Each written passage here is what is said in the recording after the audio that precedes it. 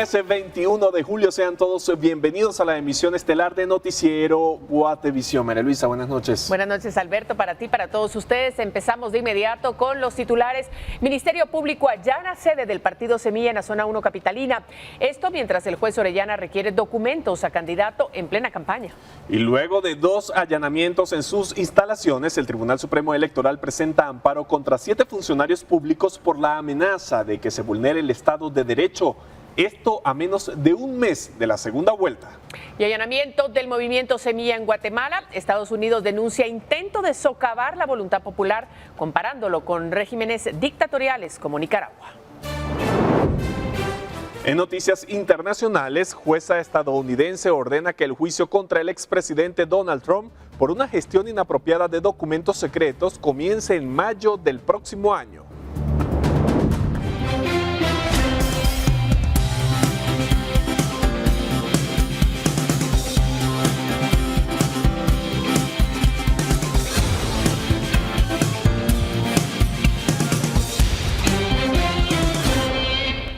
Viernes, inicio de fin de semana, pero igual hay que estar bien informado. Más que nunca, Alberto, así es que ya estamos listos. Gracias por sintonizar esta hora, la emisión estelar de Noticiero Guatevisión.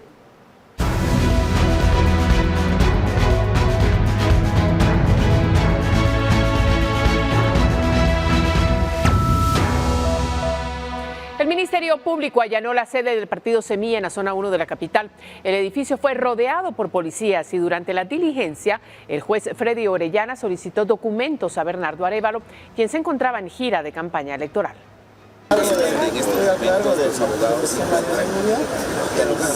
Ahora bien, ustedes son agentes de Policía Nacional Civil. Como agentes de la Policía Nacional Civil son servidores públicos.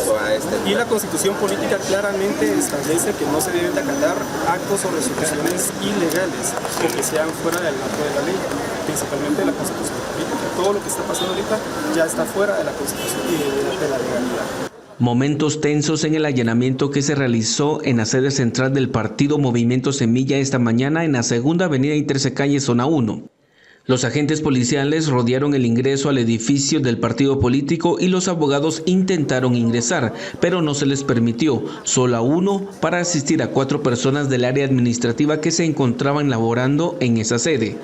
Afuera, ciudadanos empezaron a llegar y lamentaron la situación. A la vez cuestionaron el accionar del Ministerio Público por la investigación que se realiza a Semilla de hechos que ocurrieron en 2018 en los procesos de adhesiones irregulares. Este es un grupo de corruptos, abusadores de poder. Ellos no están metiendo las manos, están mandando a esta señora del Ministerio Público y a Curruchiche a hacer la cosa que siempre han hecho con todos. Yo vengo porque a mí ya me pasó eso. Ya sufrí abuso de poder, corrupción, amenazas de muerte y todo, y por eso estoy aquí. Si algo me va a pasar, pues al menos estoy representando al pueblo de Guatemala. El allanamiento duró 4 horas y afuera del edificio permaneció el fiscal nacional del partido Semilla, quien explicó que durante el operativo, el juez séptimo penal Freddy Orellana pidió documentos con plazo de 2 horas y los oficios estaban dirigidos a Bernardo Arévalo. No descartan que el próximo paso sea intentarle retirar de la inmunidad al presidenciable. Irónicamente nos está pidiendo lo que ya les entregamos, el contrato donde se hace constar ese trabajo que tenía un equipo para las adhesiones y también está mandando a pedir un libro, el libro donde hacemos constar los registros de quién tenía a su cargo las hojas de adhesión. El documento que determina quién tenía a cargo las hojas de adhesiones no fue enviado debido a que estaban en curso los allanamientos. Los agentes fiscales y policías secuestraron los listados de afiliaciones del partido político Semilla, con la finalidad de empezar a cotejar la autenticidad y el consentimiento de los ciudadanos adheridos a la organización. Policías salieron con cajas plásticas y las subieron a autopatrullas mientras se gritaban consignas.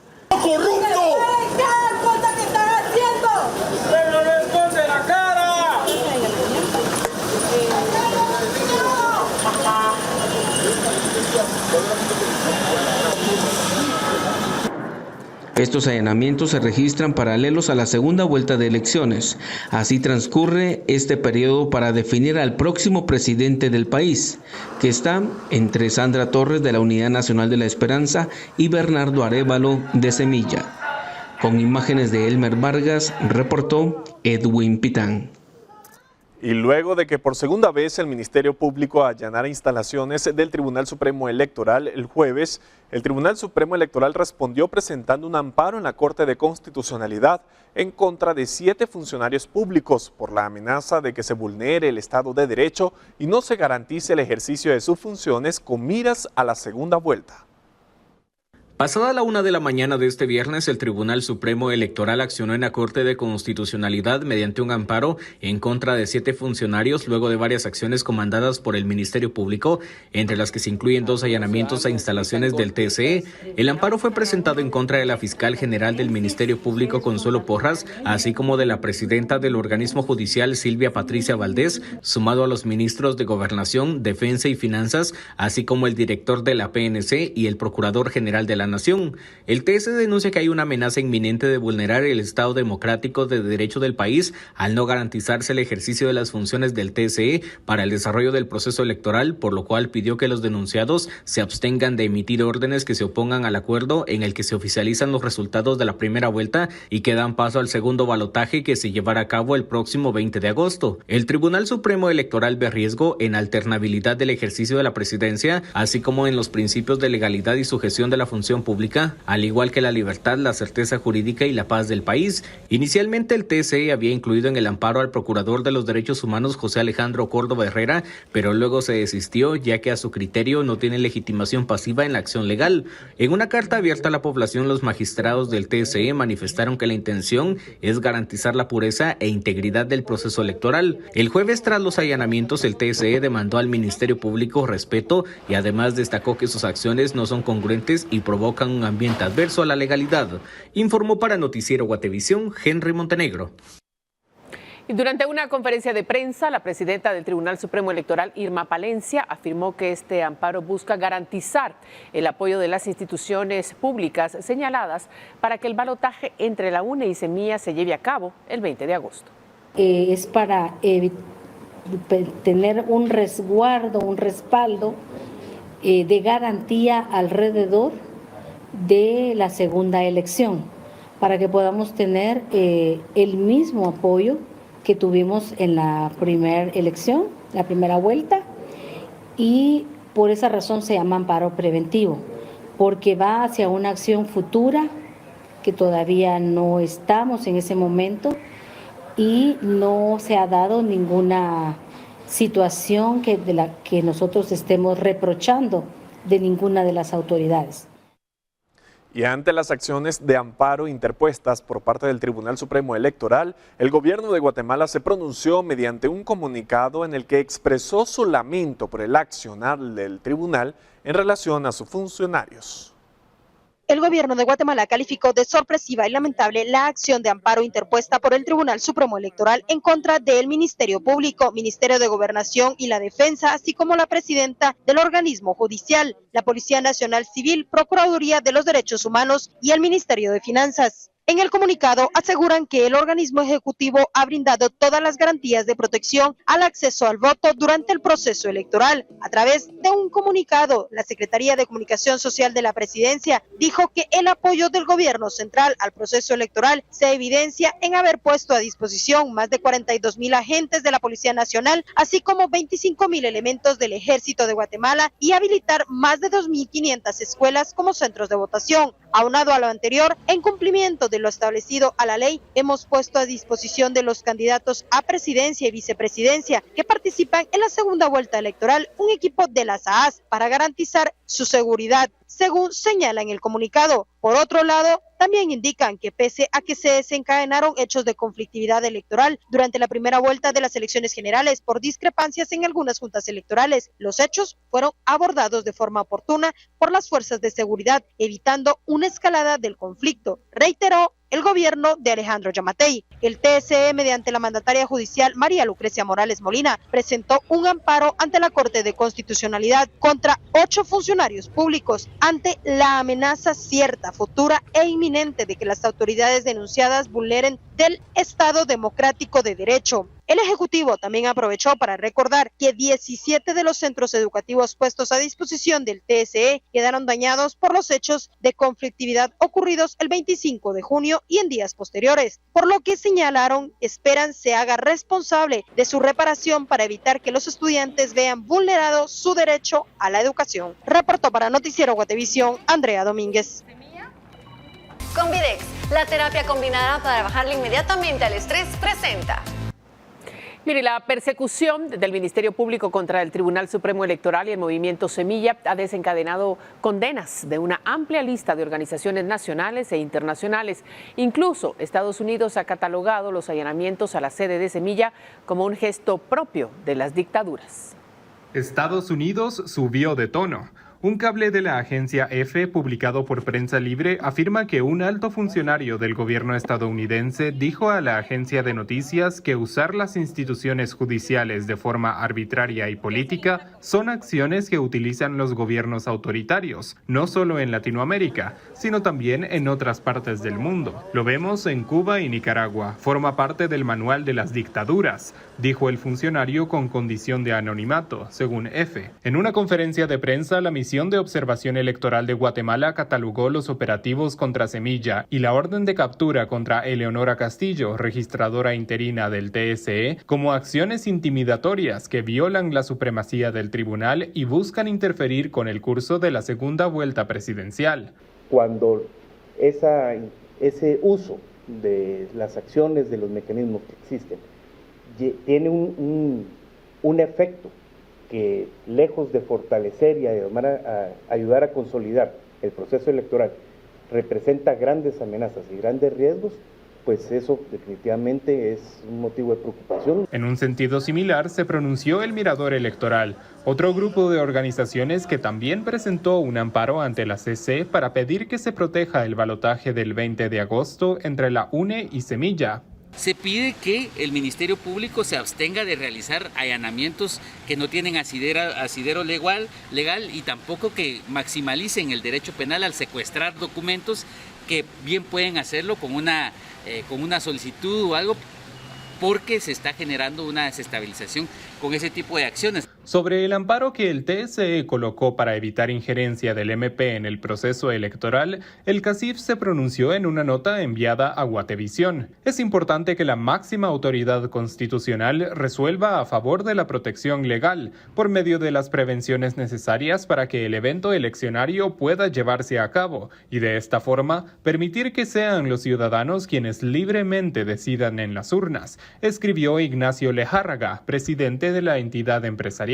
Por su parte, más de 40 organizaciones publicaron una carta abierta para exigir la renuncia de la fiscal general Consuelo Porras. El MP impulsó una política de persecución penal autoritaria y contra los derechos, escribieron las entidades, entre las que figuran la Universidad Rafael Andívar, UDFEGUA y la Red Rompe el Miedo. Esta crítica al MP de Consuelo Porras se escucha también a nivel internacional. Luis Almagro, el secretario general de la Organización de Estados Americanos, OEA, condenó el allanamiento a la sede de Semilla y llamó a detener de inmediato los ataques con fines políticos y respetar el proceso electoral y el sistema democrático. Así lo escribió en su cuenta oficial de Twitter. La Comisión Interamericana de Derechos Humanos, la CIDH, un órgano autónomo de la OEA, emitió otro comunicado en el que instó al Estado de Guatemala a garantizar la participación política en las elecciones generales y a evitar injerencias indebidas. La CIDH expresa su preocupación por injerencias en el proceso electoral en Guatemala y en un contexto de falta de independencia del Ministerio Público y su fiscal general, afirma el texto. Por último, la Unión Europea aseguró que está preocupada por los persistentes intentos de socavar la integridad de los resultados oficiales de las elecciones del 25 de junio. Así lo expresó un vocero del organismo en Twitter, donde también advirtió que los intentos de revocar el resultado de las elecciones tendrían un impacto inevitable en las relaciones internacionales de Guatemala. Para Noticiero Guatevisión, Carlos Kestler. Convidex, la terapia combinada para bajarle inmediatamente al estrés, presentó. Bueno, y mediante un comunicado, la Corte de Constitucionalidad recordó que el amparo que otorgó la semana pasada en favor del partido Semilla dejó en suspenso la orden de anular su personalidad jurídica, como había ordenado el juzgado séptimo. La Alta Corte también hizo referencia a que con la resolución otorgó la protección solicitada y, por lo tanto, la orden del juzgado no afecta ni deja en suspenso el acuerdo donde se oficializan resultados de la primera vuelta y se da paso al segundo balotaje el próximo 20 de agosto. Por último, la Corte expuso al Ministerio Público y al organismo judicial que le ordene o que la orden carece de efectos para suspender la continuidad y la conclusión del proceso electoral en el país, que sigue en firme para el próximo mes. Y las autoridades indígenas de Sololá presentaron una querella contra las autoridades del Ministerio Público, la FESI y el juez Freddy Orellana. La querella fue interpuesta por las autoridades indígenas de San Pedro La Laguna y diversas organizaciones de la sociedad civil de Santiago Atitlán, Santa Lucía Autatlán y San Pedro. Acusaron a la fiscal general María Consuelo Porras, al jefe de la FESI Rafael Curruchiche y al juez Freddy Orellana de cometer delitos como abuso de autoridad electoral, prevaricato, coacción electoral y resoluciones violatorias de la Constitución. En su petición solicitaron que se retirara el derecho de antejuicio a la fiscal general y al juez para dar paso a una investigación inmediata. Además, manifestaron su apoyo al paro nacional convocado para el lunes 24 de julio. También instaron a la población a mantener la calma y pidieron a los actores acusados de atentar contra la democracia y que respetaran las leyes. Mientras tanto, organizaciones de la sociedad civil se unen al rechazo de las diligencias de allanamiento del Ministerio Público en el Tribunal Supremo Electoral y las acciones legales contra funcionarios electorales y hacen una convocatoria para manifestar pacíficamente este domingo 23 de julio. Con flores en mano, diversas organizaciones de la sociedad civil condenaron las acciones legales de la Fiscalía Especial contra la impunidad del Ministerio Público y del juez séptimo penal en el marco del proceso electoral. Por ello, frente al Ministerio Público realizaron una conferencia en la que anunciaron acciones legales y llamaron a una caminata para manifestar su descontento el próximo domingo 23 de julio. Aquí representantes de organizaciones como la Alcaldía Indígena de Palín Escuintla, el Sindicato de Trabajadores de Embotelladora Central, estudiantes en resistencia de la Universidad de San Carlos de Guatemala y CODECA, calificaron de absurdo e intimidatorio el accionar del Ministerio Público. Realmente está en manos de la Corte de Constitucionalidad. Nosotros esperamos que resuelva ya, que no dé alargue esta incertidumbre, no sirve para nadie. Hay muchas inconstitucionalidades. No puede ser que los mismos jueces que tenemos, la gente que maneja en materia de leyes este país, no conozca la legalidad. Es absurdo ir al Tribunal Supremo Electoral a allanar solo para averiguar si la magistrada tiene inmunidad. Además señalan que el TSE tiene autonomía y no puede estar siendo intimidado como está ocurriendo en este momento. Este juez es lamentable que haya estudiado Derecho Constitucional, no sé en qué universidad estudió, pero al parecer pasó en blanco esas clases, porque es fundamental. Al momento de estudiar el derecho constitucional no se puede violentar la ley.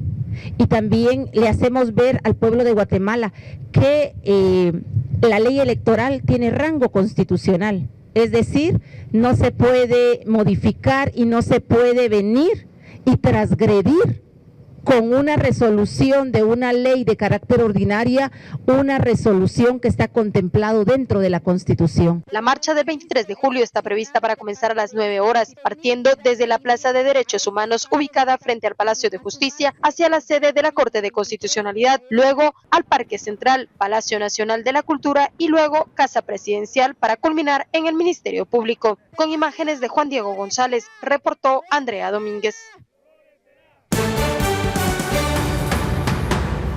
Según datos del Tribunal Supremo Electoral, los partidos políticos reportaron gastos por más de 43 millones de quetzales para la primera vuelta. ¿Qué partidos gastaron más en propaganda? Le contamos al regresar. Continuamos. Durante la campaña electoral por la primera vuelta, los partidos políticos reportaron gastos por más de 43 millones de quetzales, según los datos del Tribunal Supremo Electoral. En la siguiente nota, le contamos cuáles son los partidos que más gastaron en propaganda. Para este proceso electoral, cada partido político tenía como techo máximo el gasto de 34.9 millones de quetzales. Sin embargo, a diferencia de otros procesos, los reportes no superan ni el 25% del total.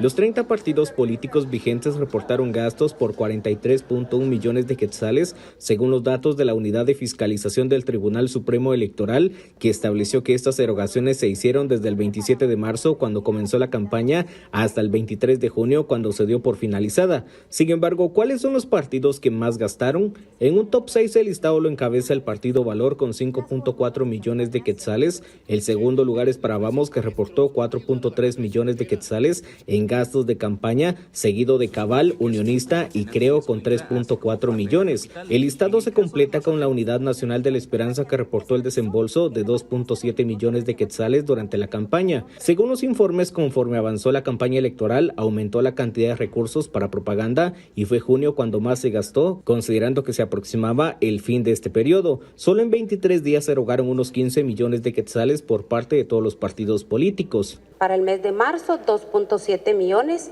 abril, 10.6 millones, mayo, 14.4 millones, junio, 15.2 y llegamos a un total de 43.1 millón de gastos reportados en estos 3 meses más o menos. Aunque ya se recibieron los informes, se ordenaron hacer ajustes a varios partidos, considerando que una práctica común en la época de campaña es reportar gastos por debajo de los precios de mercado, con la intención de no sobrepasar los techos de campaña. Además, los informes aún están bajo auditoría. Con imágenes de María José Bonilla, informó para Noticiero Guatevisión, Henry Montenegro.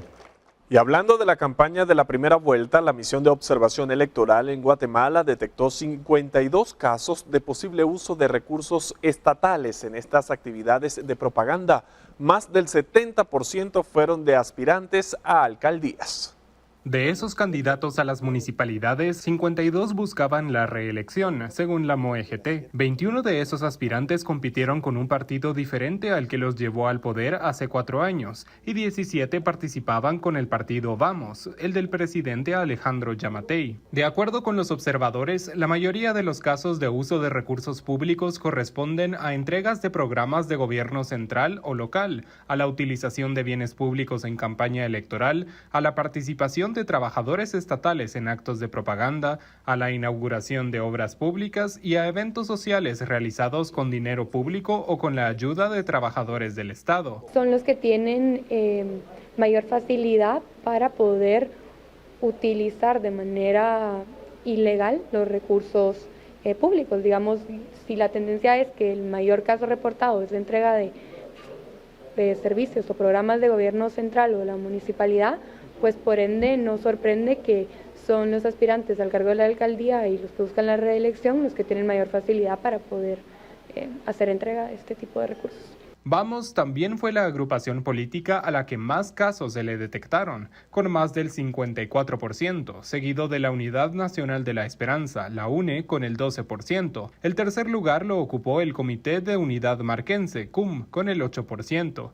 Los casos, apunta la MOEGT, fueron detectados en su mayoría en Baja Verapaz, Chimaltenango y San Marcos. Aunque probablemente hay actores políticos en Baja Verapaz que están haciendo un mal uso de los fondos públicos y que por lo tanto salen más casos que en otros departamentos, también tenemos que entender que nuestra red solo tiene presencia en las cabeceras las cabeceras departamentales, no municipales, y que esto entonces también puede hacer que la tendencia que vemos en los departamentos no responda al 100% a dinámicas de los departamentos, sino a la propia distribución de la red. Con imágenes de Eric Ávila para Noticiero Guatevisión, Carlos Kestler.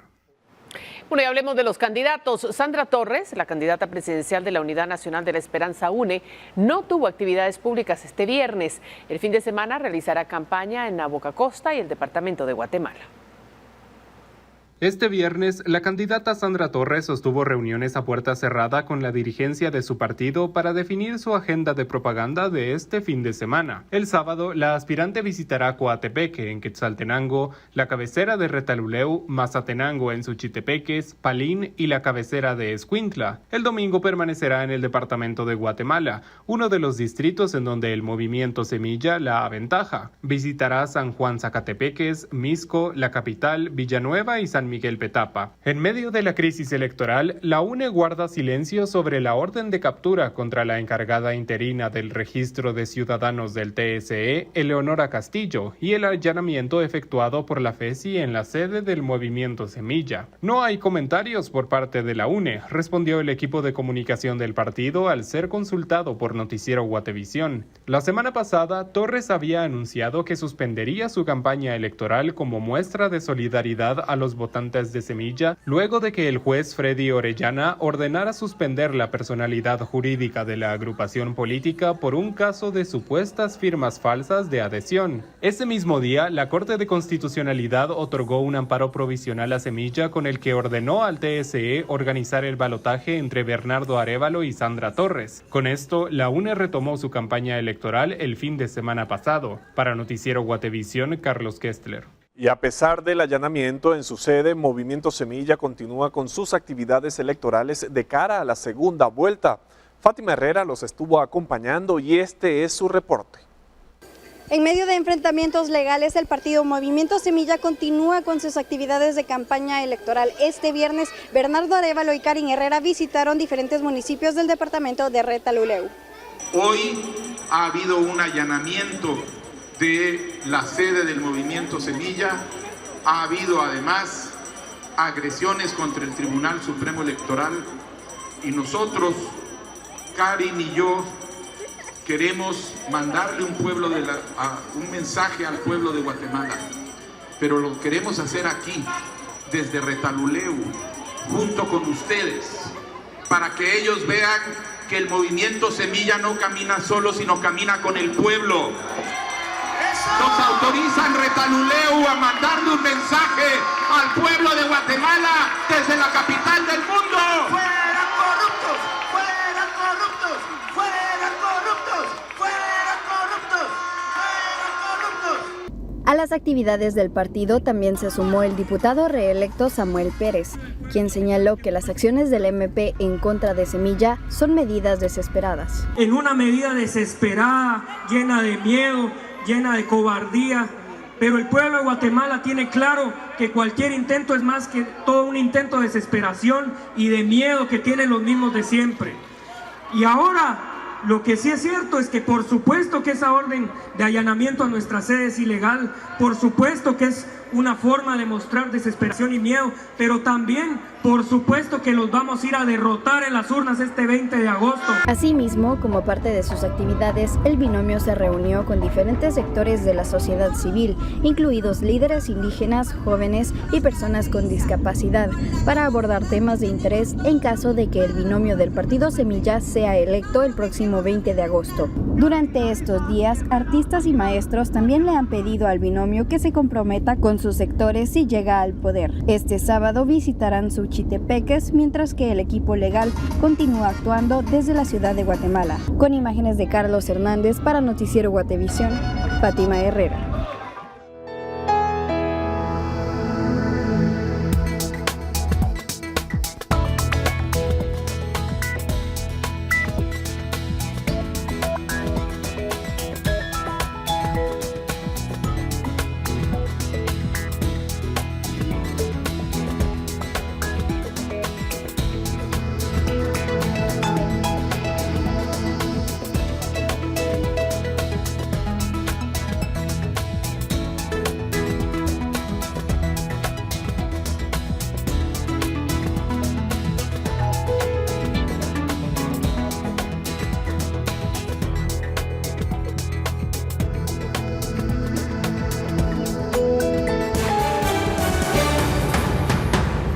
Fomentar el emprendimiento en jóvenes estudiantes es el objetivo de Yo Emprendo por Guate, un programa de Cámara de Industria y Junior Achievement. Al volver de la pausa le contamos cómo puede participar.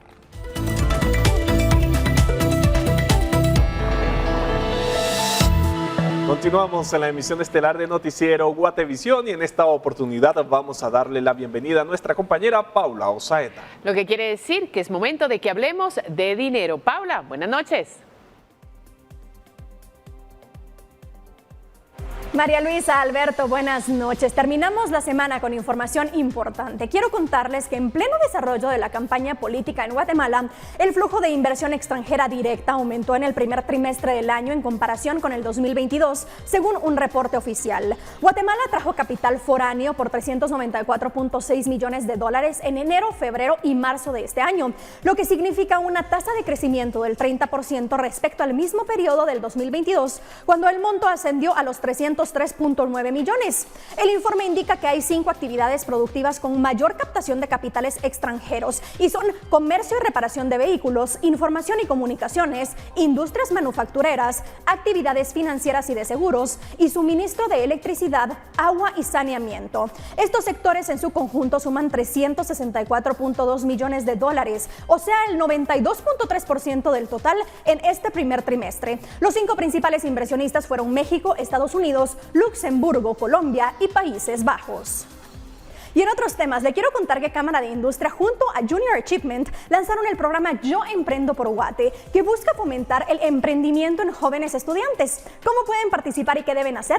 Acá le cuento. El programa Yo Emprendo por Guate está dirigido a jóvenes de entre 15 y 18 años de edad y surgió con el objetivo de fortalecer su educación e inspirar a la juventud guatemalteca para que forjen una visión empresarial, para que puedan crear sus propios emprendimientos y que puedan generar empleo y desarrollo al país. Este programa consiste en un programa de formación sobre empresarialidad e industrialización para jóvenes guatemaltecos y culmina con un concurso en el que vamos a elegir a la empresa del año que va a ir a representar a Guatemala al evento COI, que se va a celebrar en Buenos Aires en noviembre. La idea es que participen más de 3,000 jóvenes guatemaltecos de escuelas públicas o colegios privados y deben reunirse en grupos de 10 o 15 personas.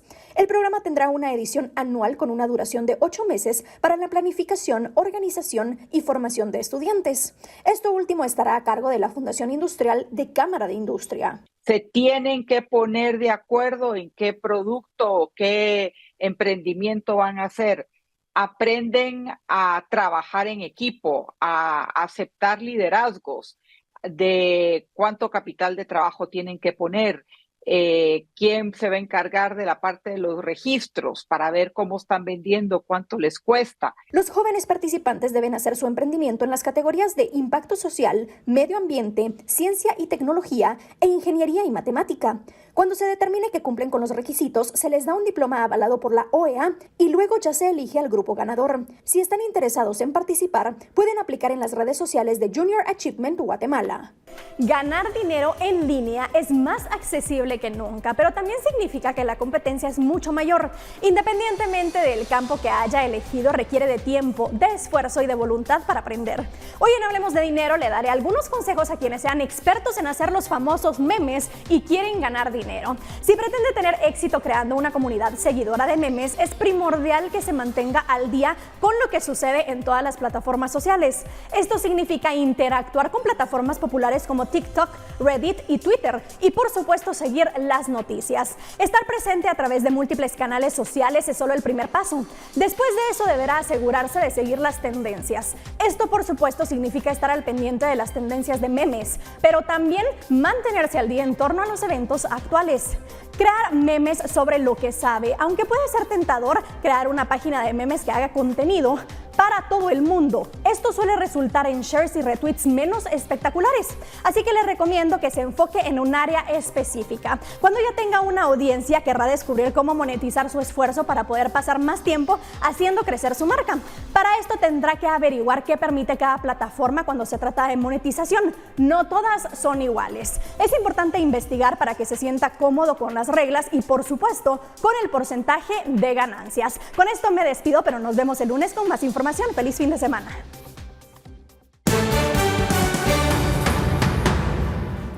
Jueza ordena que el juicio contra el expresidente Donald Trump por una gestión inapropiada de documentos secretos comience en mayo del próximo año. Los detalles los revisamos en solo minutos.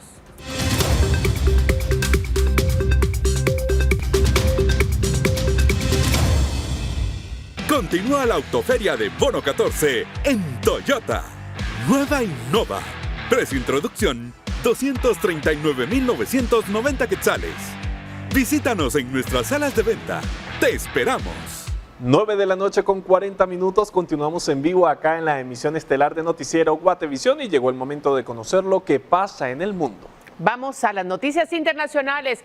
Este viernes una jueza estadounidense ordenó que el juicio al expresidente Donald Trump por gestión inapropiada de documentos secretos comience en mayo del 2024. Esta decisión se da en medio de una campaña por la Casa Blanca que se anticipa reñida y divisiva.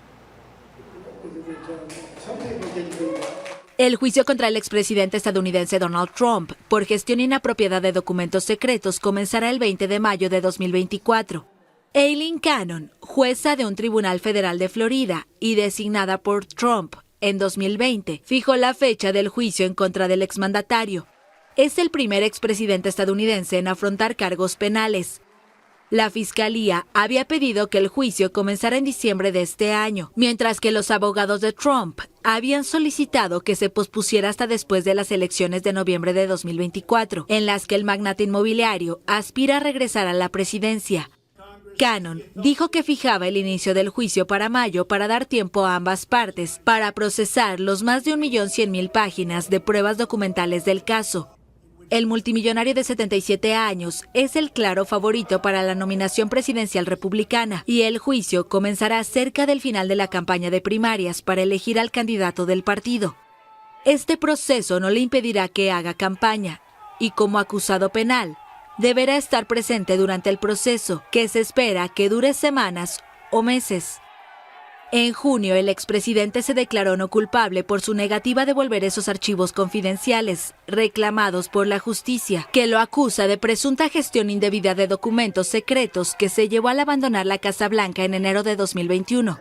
Según la acusación, el expresidente se llevó cientos de documentos clasificados en cajas de cartón a su casa de Mar-a-Lago en Florida. Incluían registros del Pentágono, la CIA y la Agencia de Seguridad Nacional, sin seguridad en su domicilio. Trump ha sido acusado de 31 cargos de retención intencionada de información de defensa nacional relacionados con documentos específicos. Una condena por cada cargo conlleva hasta 10 años de prisión. Los demás cargos incluyen conspiración para obstruir la justicia, castigable con hasta 20 años de prisión, retención de un documento o registro, que también conlleva una posible condena de 20 años, y falsos testimonios. El magnate tiene otros problemas legales, incluida una inminente acusación por sus presuntos intentos de anular las elecciones de 2020, ganadas por el demócrata Joe Biden. Y está imputado en un caso de fraude en Nueva York, relacionados con supuestos pagos de dinero por el silencio de la estrella porno Stormy Daniels. Y la Marina rusa realizó ejercicios con disparos de misiles en el Mar Negro. El Ministerio de Defensa indicó este viernes que la flota del Mar Negro llevó a cabo disparos reales de misiles de crucero antibuques contra un barco Diana en el campo de entrenamiento de combate en la parte noroeste del Mar Negro. Como resultado, el barco Diana fue destruido. La agencia de noticias estatal rusa TASS informó además que las fuerzas navales de Rusia y China realizaron ejercicios conjuntos en el Mar de Japón, en los que destruyeron una falsa mina flota y practicaron repeler un ataque de un pequeño objetivo de alta velocidad. Los ejercicios tienen lugar pocos días después de que el Kremlin pusiera fin al acuerdo que facilitaba la exportación marítima de cereales desde los puertos ucranianos del Mar Negro y advirtiera que considerará como posibles objetivos militares a los buques que naveguen hacia Ucrania. Mire, la NASA advirtió que el mes de julio será probablemente el mes más caluroso en cientos o incluso miles de años sobre la Tierra, según las herramientas de monitoreo de la Unión Europea y de la Universidad de Maine en Estados Unidos, que combinan datos del terreno y satelitales. Este mes ya se han batido récords diarios de temperatura. Gavin Schmidt, climatólogo de la NASA, indicó que aunque algunas estimaciones difieren ligeramente entre sí, la tendencia del calor extremo es innegable.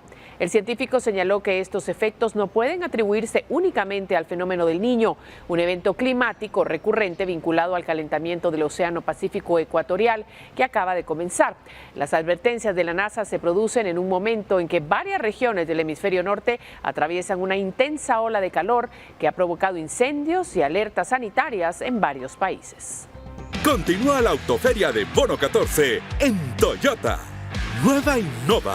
Precio introducción, 239.990 quetzales. Visítanos en nuestras salas de venta. ¡Te esperamos!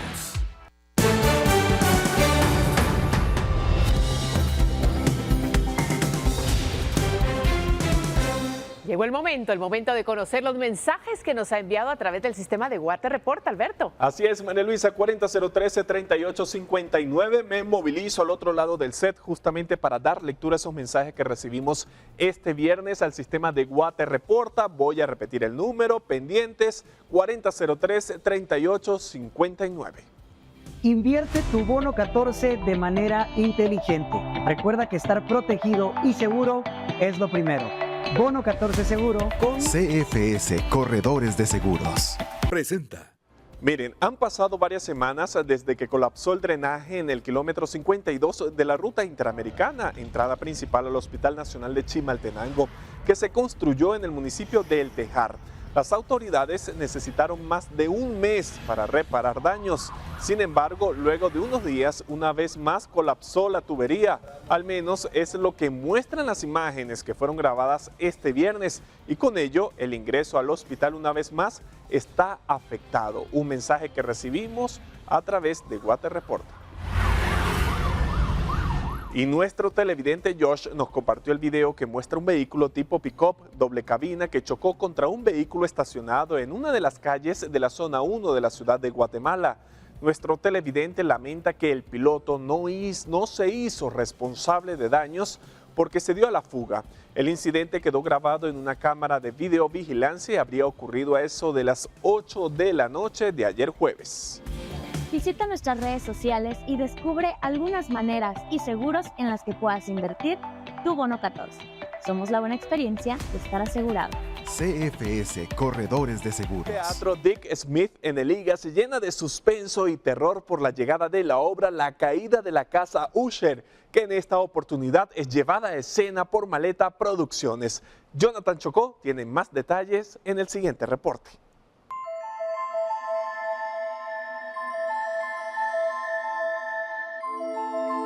La Maleta Producciones lleva al escenario la obra La Caída de la Casa Usher, historia que adapta un cuento del mismo nombre, escrito por el autor Edgar Allan Poe, una puesta en escena llena de terror y suspenso.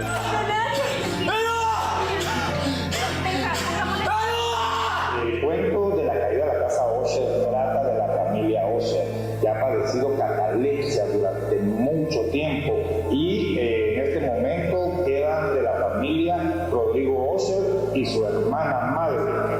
Ella en algún momento cae víctima de la catalepsia y él está preocupado y enfermo de ser el último miembro de la casa Usher. El personaje cree que la casa está viva y como tiene un pantano alrededor, del pantano salen esporas y cree que la vegetación también le habla. La adaptación y dirección está a cargo de Nelson Ortiz, quien ha llevado a escena otros cuentos de Poe con esta casa productora. En la puesta en escena podemos ver desde ópera, danza y música en vivo, la cual acompaña en ciertos momentos a los actores en escena. Sí, realmente esa ansiedad y esa tensión que maneja el personaje como tal, ¿verdad? Obviamente ligado con todos los elementos que tiene el montaje, que es la ópera, la danza. El personaje se basa en este problema con su familia, ¿verdad? Esta enfermedad, y el público percibe todas estas emociones, todas estas tensiones, toda ansiedad que el personaje pues expresa, y obviamente va acompañado de la corporalidad y la muestra de esta depresión, porque él es hipocondriaco, entonces la hipocondria llega a caer en una depresión tremenda y una ansiedad horrible por no, en este caso, por no morir. La escenografía, el concepto es diferente. El rol de la casa tiene un personaje principal que se mueve, se transforma. Tratamos, y el concepto de Nelson era no generar miedo, tensión, pero no con la fantasía, sino con conceptos más reales. Por eso no hay como aparecidos y muertos, aunque sí están los ancestros que menciona la obra como tal, pero es una obra un poco más sutil, con un otro manejo del suspenso desde el realismo. Las próximas presentaciones serán este 23 y 30 de julio en el Teatro Dig Smith en El Liga a las 17 horas. Las entradas tienen un precio de 150 quetzales que puede adquirir en la página web culturales.eiga.edu, así como también en taquilla el día del evento. Con imágenes de Esvin García, reportó Jonathan Chocó.